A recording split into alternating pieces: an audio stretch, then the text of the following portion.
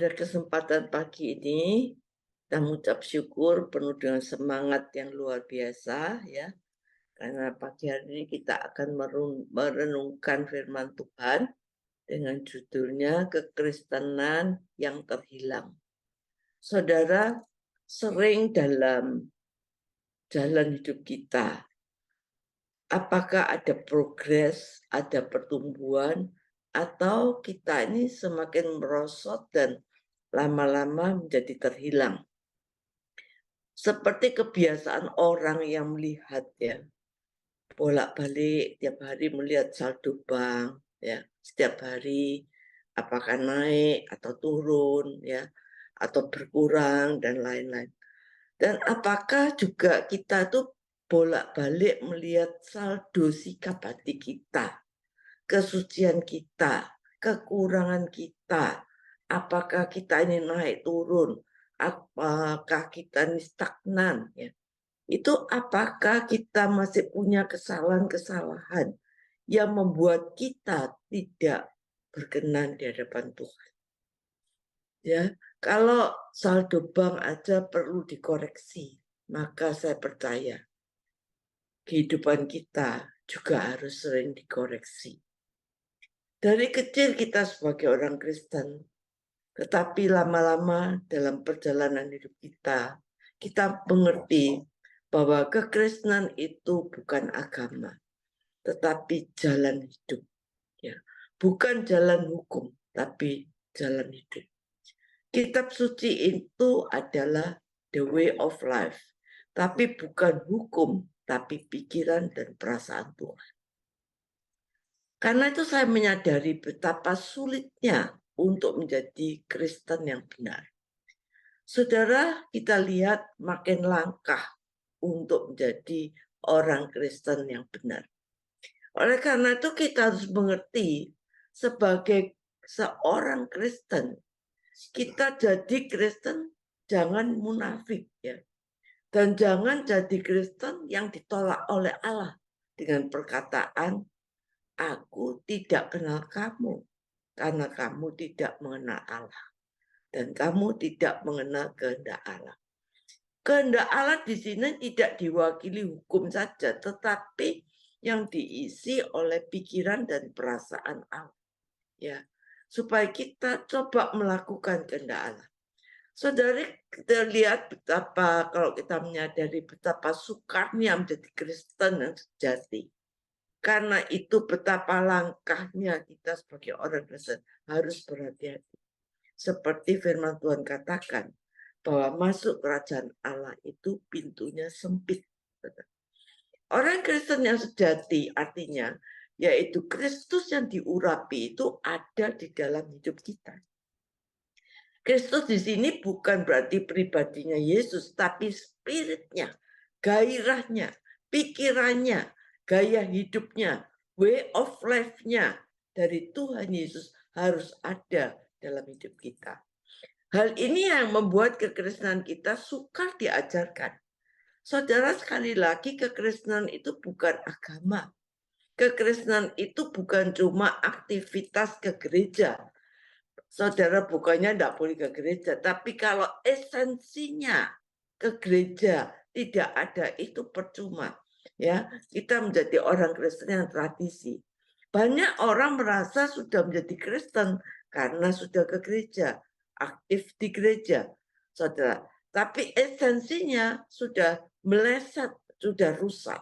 Ya, kita harus memahami isi apa kekristenan itu.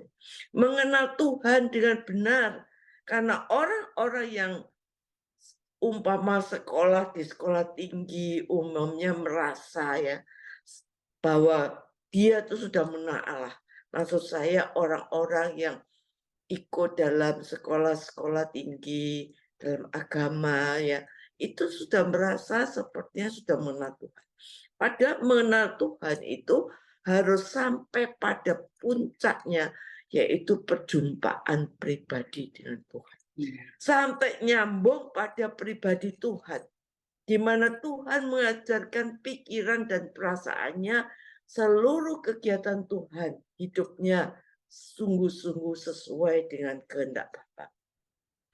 Saudara, kalau jangan membunuh, jangan mencuri, jangan berbuat zina, itu bukanlah goal kita, ya, bukan tujuan kita.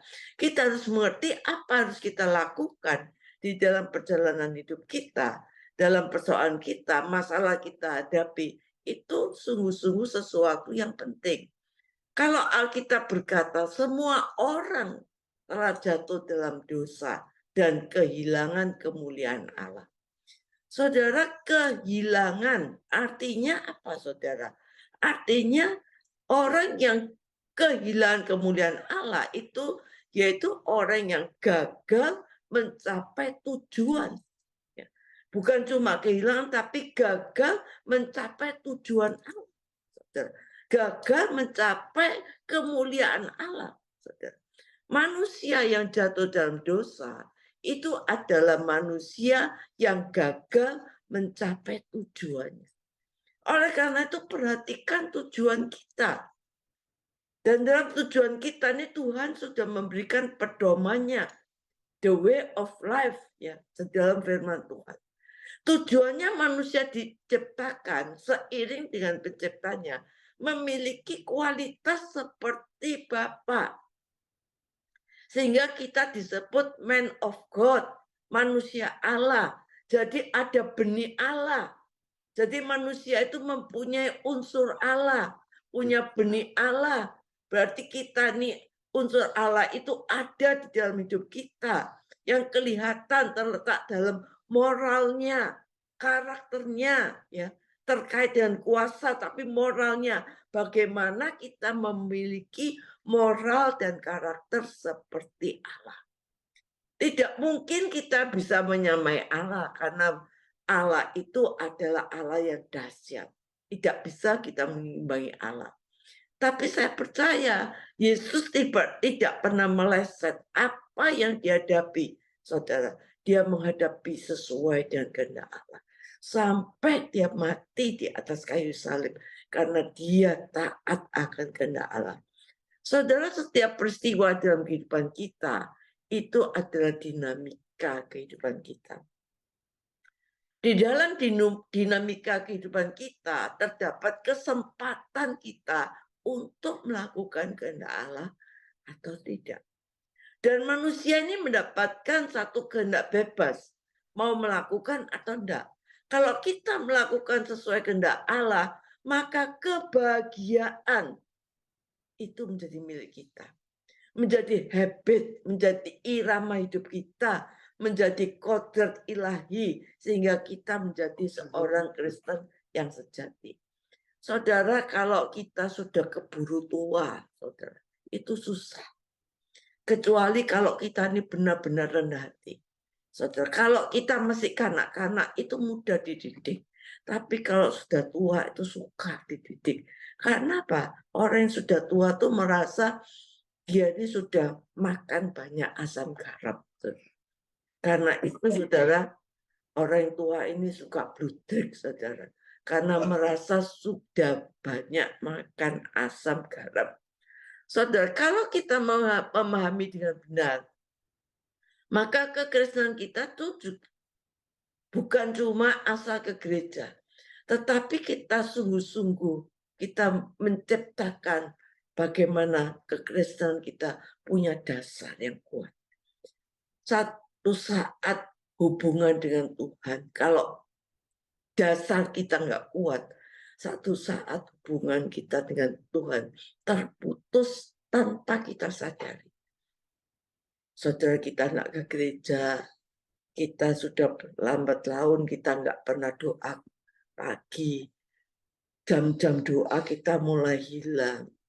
Kita sudah tidak merenungkan firman Tuhan. Kenapa? Iblis mencetak pikiran kita dengan menyodori apa kesenangan-kesenangan di dunia ini. Iblis masuk lebih dalam di dalam kehidupan kita. Saudara, penyebab hubungan dengan Allah itu bisa terputus. Saudara, kadang-kadang kita seperti kehilangan jejaknya Tuhan. Ibarat radio itu frekuensi gelombangnya itu sudah bergeser. Atau HP itu sudah blank spot, tidak ada sinyal. Sehingga kita nggak bisa komunikasi dengan orang lain. Dan kita harus memperhatikan dengan serius kapan saat-saat kita terjadi blank spot, disconnect dengan Tuhan. Supaya kita tahu penyebabnya dan mengapa sampai hal itu terjadi. Saudara, jangan masa bodoh. Dan jangan berkata, nanti kita di gereja juga bisa connect lagi. Seperti radio atau gadget, nanti kan nyambung lagi. Saudara jangan bersikap begitu. Itu urusan dengan benda. Tapi untuk urusan dengan Allah, kita tidak boleh demikian. Karena Allah itu bukan benda. Allah itu pribadi aku. Allah itu dahsyat, pemilik kehidupan kita yang menciptakan langit dan bumi. Saudara, kalau kita merasa tidak ada hubungan, tidak ada connectingnya, kita harus mencari apa sebabnya. Kok sampai saya ini disconnect dengan Tuhan? Saudara, hubungan dengan Tuhan tidak boleh putus, saudara. Tidak boleh on, off. Nggak bisa begitu, saudara. Hubungan kita dengan Tuhan ini harus selalu connect.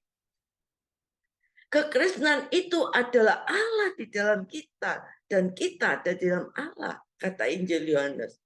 Saudara, apa yang menyebabkan hubungan kita dengan Allah itu bisa terputus? Yang pertama itu adalah dosa. Saudara, dosa itu adalah sesuatu yang kita buat, yang kita lakukan dengan mendukakan hati Tuhan. Yesaya 59 berkata, sesungguhnya tangan Tuhan tidak kurang panjang untuk menyelamatkan dan pendengarannya tidak kurang tajam untuk menyelamatkan. Tetapi yang merupakan pemisah antara kamu dengan Allahmu ialah segala kejahatanmu. Dan yang membuat dia menyembunyikan diri dalam kamu sehingga ia tidak mendengar ialah segala dosamu. Sebab tanganmu temar oleh darah, jarimu oleh kejahatan, mulutmu mengucapkan dusta, lidahmu menyebut-nyebut kecurangan. Jadi kalau kita melakukan segala sesuatu yang tidak berkenan di hati Bapa, connecting kita dengan Bapa bisa rusak tanpa kita sadar. Bapa tidak pernah meninggalkan kita, saudara. Kita masih bersama Allah. Tapi kita yang tidak connect dengan Allah. Jadi ketika kita merasa, saya kok tidak ada hubungan dengan Allah. Kita harus periksa apa yang kita lakukan. Ya, apakah kita tidak tulus, ya, melukai hati Tuhan, atau kita punya pikiran kotor, melanggar moral, pikiran kita tidak patut pun membuat hubungan kita dengan Allah disconnect. Ingat, kesalahan bukan ada di pihak Allah. Dan jangan kita menyalahkan situasi di sekitar kita. Tapi kesalahan itu ada di pihak kita sendiri. Makanya kalau kita berdoa sungguh-sungguh, periksa diri kita, maka Tuhan akan membuka pikiran kita, menunjukkan hal-hal apa yang membuat Tuhan berduka atas segala tindakan kita. Dan itu yang dilakukan Daud. Di dalam keadaan Daud mempunyai hubungan yang baik pada Tuhan, sekalipun dia tetap berkata, Tuhan, selidiki hatiku. Apakah aku jalanku salah atau benar?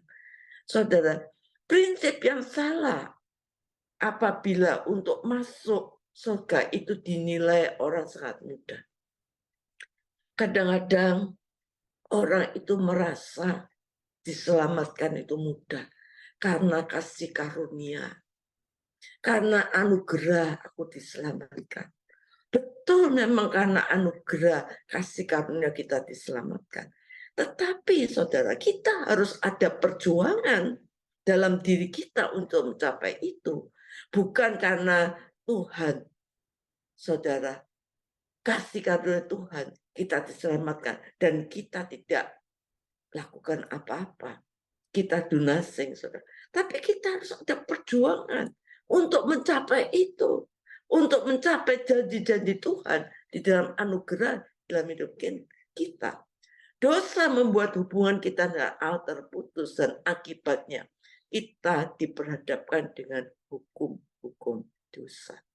Contoh yang nyata yaitu pada waktu Adam jatuh ke dalam dosa. Maka dosanya mempunyai akibat menimpa seluruh umat manusia karena ia merupakan wakil dari seluruh umat manusia di bumi.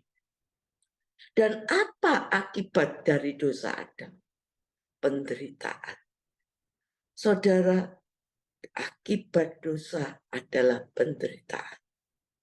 Lihat bagaimana firman Tuhan berkata dalam Kejadian 3:16, perempuan akan merasa sakit waktu melahirkan.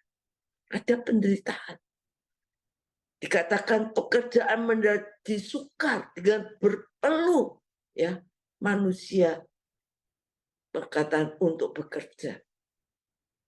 Saudara, kita lihat dengan susah payah engkau akan mencari rezekimu dari tanah seumur hidupmu. Ada penderitaan. Ada rasa gelisah, takut, khawatir, tidak damai yang selalu akan dipunyai oleh manusia. Kalau kita hidup dalam dosa, seperti Adam dan Hawa. Sampai Tuhan cari, di mana engkau Adam? Dia takut, dia mulai khawatir, dia mulai gelisah. Itu akibat daripada dosa. Oleh karena itu kita harus berjaga-jaga. Jangan sampai hidup kita jatuh dalam dosa. Tangan Tuhan tidak kurang panjang untuk menjangkau kita.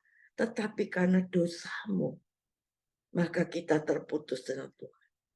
Saudara, Tuhan itu sudah mendesain manusia sedemikian rupa. Sehingga hidup kita adalah dalam persekutuan dengan Tuhan. Hidup kita bahagia, ada sukacita. Tapi kalau kita keluar dari desainnya Tuhan, maka kita tidak punya persekutuan dengan Allah. Hidup kita pasti tidak ada damai dan sukacita. Paling-paling ia mempunyai kesenangan duniawi yang bersifat semu dan sementara. Tapi damai sejahtera dan sukacita sejati tidak akan mungkin kita miliki. Kesimpulan, penderitaan sebagai hubungan dosa, saudara, itu mencakup baik penderitaan fisik kita, jasmani kita, maupun batin kita.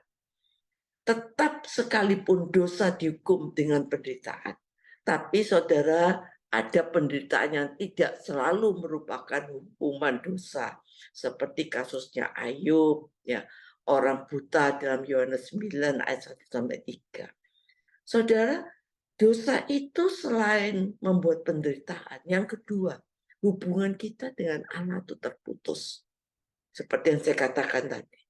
Dikatakan, lalu Tuhan Allah mengusir dia dari Taman Eden supaya ia mengusahakan tanah dari mana ia diambil.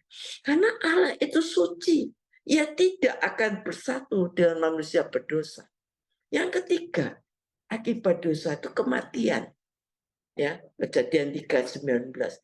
Dengan berpeluh engkau akan mencari makananmu sampai engkau kembali lagi menjadi tanah, karena disitulah engkau diambil, sebab engkau debu dan engkau akan kembali menjadi debu. Jadi ada kematian.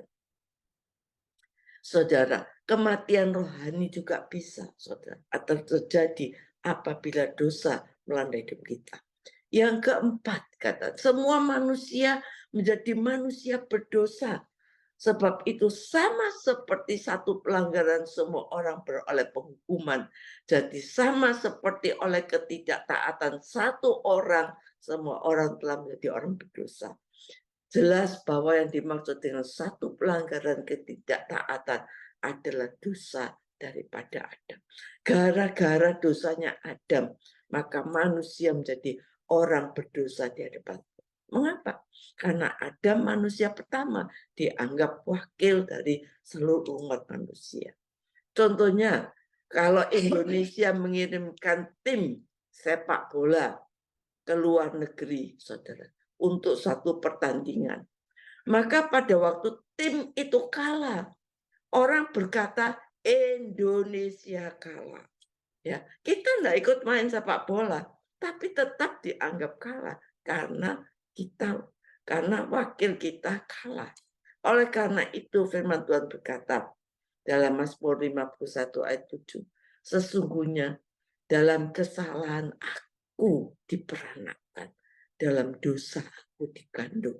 Ada original sin. Jadi kita ini dikandung sudah dalam dosa. Mazmur 58:4 berkata, sejak lahir orang-orang fasik telah menyimpang, sejak dari kandungan pendusta-pendusta sesat. Saudara, yang kelima, semua manusia ada di bawah murka. Kalau kita dikatakan dosa Adam ini, maka semua manusia ada di bawah murka Allah. Yohanes 3 ayat 36.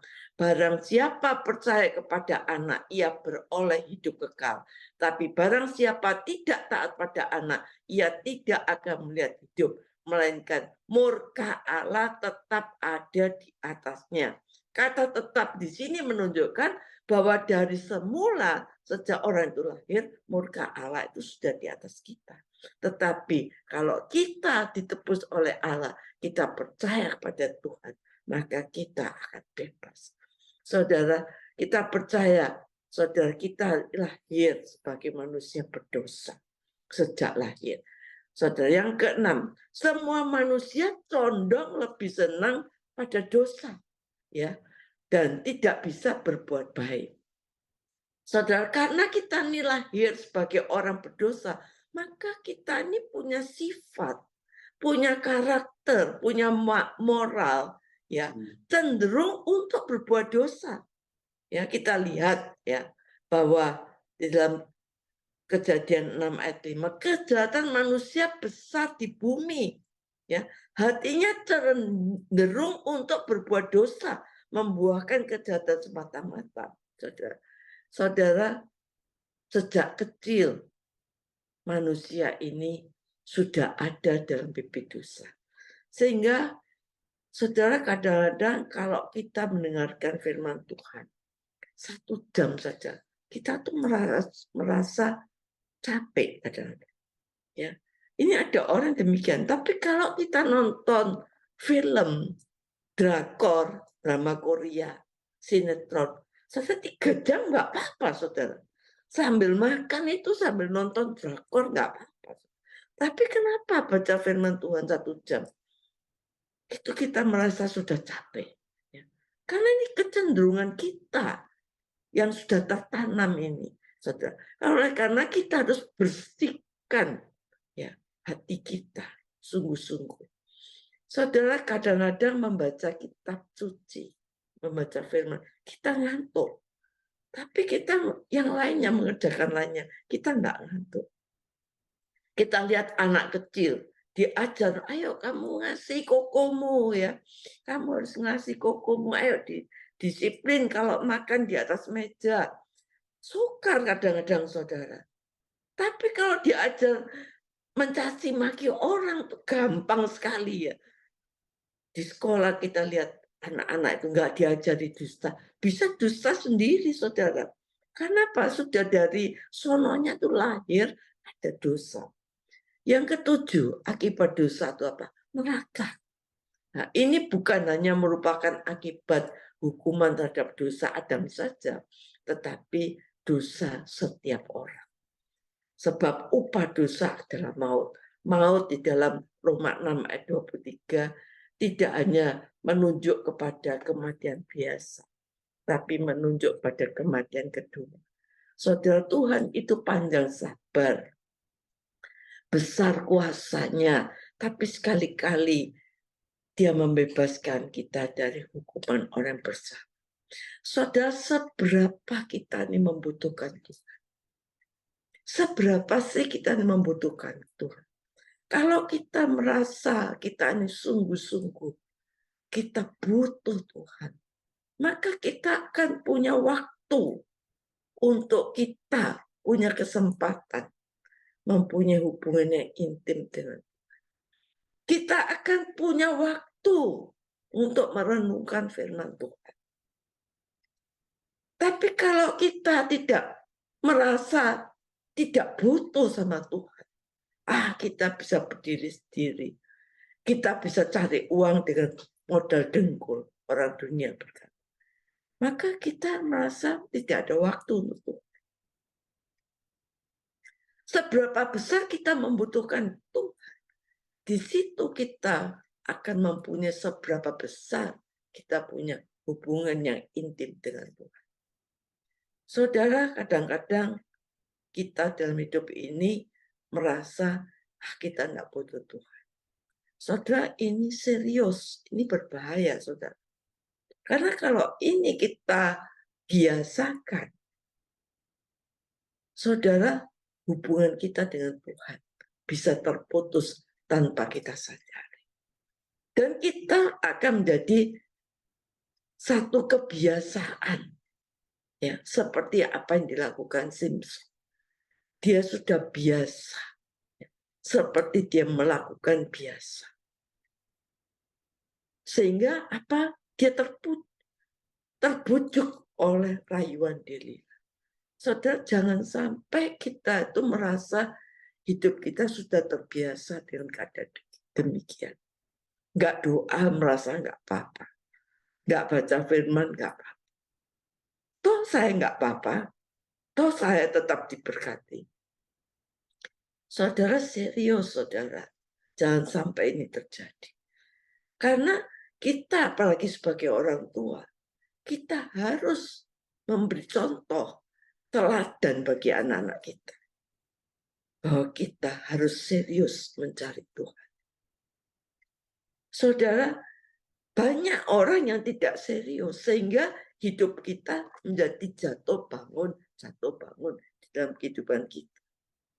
Saudara, kita harus tahu bahwa kita punya pandangan yang benar tentang Tuhan. Hidup kita harus selalu connect kepada Tuhan. Jangan sampai disconnect. Jangan merasa, nanti malam kita doa saja, kan sudah balik hubungan kita. Atau besok kita minggu ke gereja, kan kita menyembah Tuhan, sudah hubungan kita sudah balik. Saudara, seperti HP, nggak di-connect, nggak bisa menghubungi orang. Nanti kita charger lagi kan kita bisa. Saudara, itu benda, saudara. Tapi Tuhan bukan demikian. Saudara, oleh karena itu pagi hari ini, ayo kita mau periksa hati kita kepada Tuhan. Kita mau lihat, kita mau periksa sampai di mana saldo hidup, perjalanan hidup hati kita. Apakah masih ada saldo kita yang kurang? Apakah kita masih berkenan di hadapan Tuhan?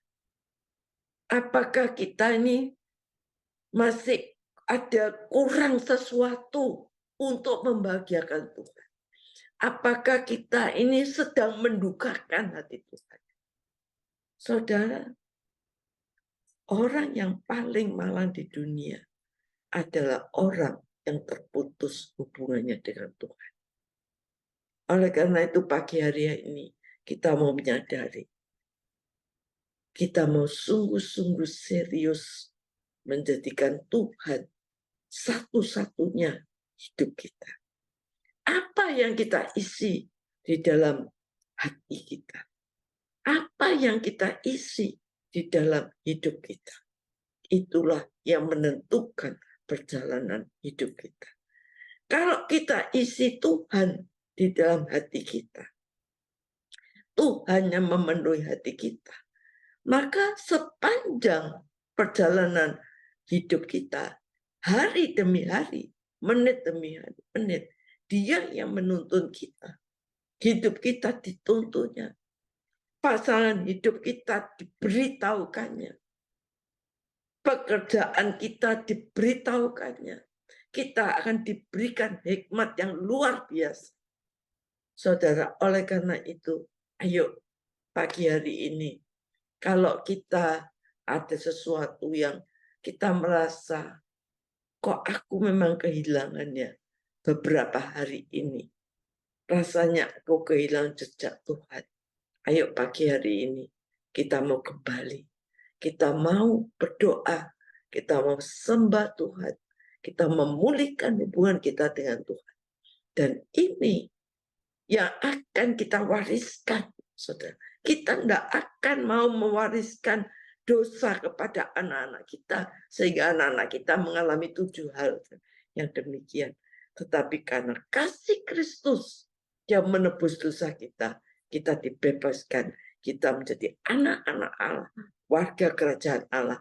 Punya iman yang kuat, punya pengharapan yang tidak tergoncangkan. Kaki kita tetap melangkah, mata kita menuju kepada Tuhan, dan kita percaya. Dengan tidak lelah, kita berjalan menuju ke Sion. Disitulah tujuan hidup kita. Amin. Kita akan berdoa pagi hari ini.